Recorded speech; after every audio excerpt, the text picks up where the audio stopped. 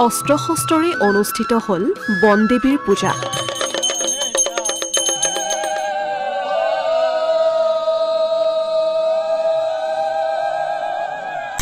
বন্য জীৱকুলৰ মংগল কামনাৰে আয়োজন এই বিশেষ পূজাৰ।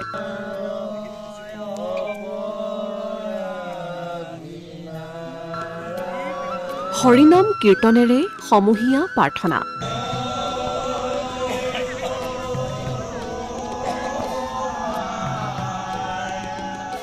পৰম্পৰা অক্ষুণ্ণ ৰাখি জৰি গছৰ তলত অনুষ্ঠিত কৰিলে পূজা।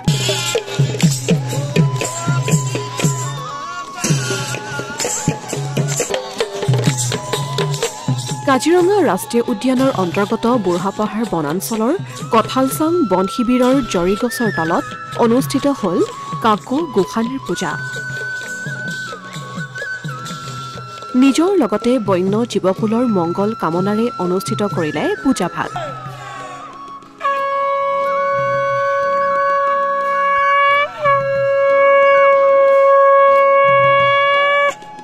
অস্ত্ৰ-শস্ত্ৰ আগত ৰাখি বনদেৱীৰ পূজা কৰিলে কাজিৰঙাৰ বনকৰ্মীসকলে। বুঢ়াপাহাৰ বনাঞ্চলৰ সমূহ বনকৰ্মীয়ে আয়োজন কৰিলে এই পূজা। আগন্তুক বছৰটোত যাতে বনাঞ্চলৰ ভিতৰত কোনো অপায় অমংগল নঘটে তাৰ বাবে জনাইছে প্ৰাৰ্থনা।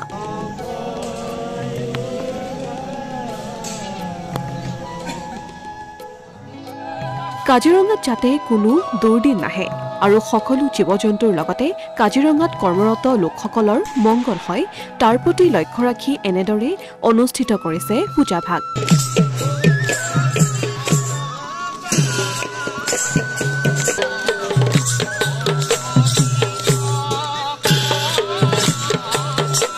এই পূজাভাগত অস্ত্ৰ-শস্ত্ৰকো পূজা কৰা হয়। ইয়াৰো আছে এটা বিশেষ কাৰণ। জীৱ-জন্তুৰ পৰা ৰক্ষা পাবলৈ প্ৰয়োজন হয় অস্ত্ৰ-শস্ত্ৰৰ। সেয়েহে এই পূজাভাগত অস্ত্ৰ-শস্ত্ৰক প্ৰাধান্য দিয়া হয়।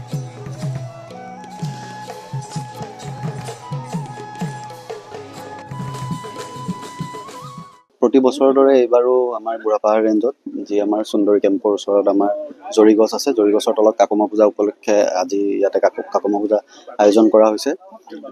বছৰটো যাতে আমাৰ ভালে কুশলে যায়, একো যাতে জীৱ-জন্তুৰ বাধা বিঘিনি নহয় বা মানুহৰ যাতে একো বাধা বিঘিনি নহয়, সকলোৱে সুকলমে যাতে পাৰ কৰে, সেই উপলক্ষে প্ৰতি বছৰে পালন কৰা হয়। ঠিক আন বছৰৰ দৰে এইবছৰো আজিৰ দিনটো পালন কৰা হৈছে। গতিকে আমি ভাবোঁ যাতে ঈশ্বৰে সকলোকে কুশলে ৰাখে, মানুহেই হওক জীৱ-জন্তুৱে হওক, একো যাতে বাধা বিঘিনি নহয়, আমাৰ ৰেঞ্জটো যাতে ভালে ভালে চলি যায়, কাজিৰঙাখন যাতে ভালে ভালে চলি যায়, ক'তো যাতে একো দুৰ্দিন নাহে, একো যাতে কাৰো একো ক্ষতি নহয়, মানুহৰো ক্ষতি নহয় বা জীৱ-জন্তুৰো ক্ষতি নহয়, সেই উপলক্ষে আমি একগোট হৈছোঁ। আমি ভাবোঁ যে ভগৱানে নিশ্চয় আমাৰ এই আশা সঁহাৰি জনাব। উল্লেখ্য যে প্ৰত্যেক বছৰেই এই জৰি গছৰ তলতেই অনুষ্ঠিত হয় কাকো গোসাঁনীৰ পূজা। অতীজৰে পৰা ফাগুন মাহৰ আৰম্ভণিতে কাজিৰঙাৰ বনকৰ্মীসকলে এনেদৰে পালন কৰি আহিছে কাকো গোসাঁনীৰ পূজাভাগ। বিগত বৰ্ষৰ দৰে এই বৰ্ষও বুঢ়াপাহাৰ বনাঞ্চলৰ বনকৰ্মীসকলে পূজা অৰ্চনা কৰি জীৱকুলৰ মংগল কামনা কৰাৰ লগতে হৰিনাম কীৰ্তনেৰে সমূহীয়া প্ৰাৰ্থনা কৰিলে জৰি গছৰ তলতেই। ইফালে বনকৰ্মীসকলে আয়োজন কৰা পূজাত ভাগ ললে কাষৰীয়া অঞ্চলৰ স্থানীয় ৰাইজেও। হয়, এইটো আজি নহয়, এইটো যুগ যুগৰ পৰা চলি আহি আছে। আমাৰ যিহেতু কাজিৰঙা ৰাষ্ট্ৰীয় উদ্যানত যি মানুহে যি আমাৰ ডিউটি পালন কৰে, তেওঁলোকে ভিতৰত মূলতঃ অস্ত্ৰ-শস্ত্ৰৰ ওপৰতেই নিৰ্ভৰশীল।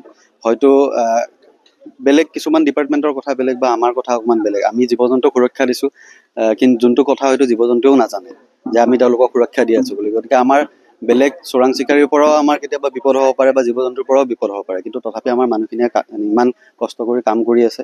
গতিকে সেই অস্ত্ৰ-শস্ত্ৰই যিহেতু তেওঁলোকৰ মূল নিৰ্ভৰ কাঠি, গতিকে সেইবাবে আমি সেইবোৰো পূজাত তেওঁলোকে ব্যৱহৃত হয়। আগৰ পৰা এনেকৈ চলি আহি আছে। Asomiya Pratidin digital desk.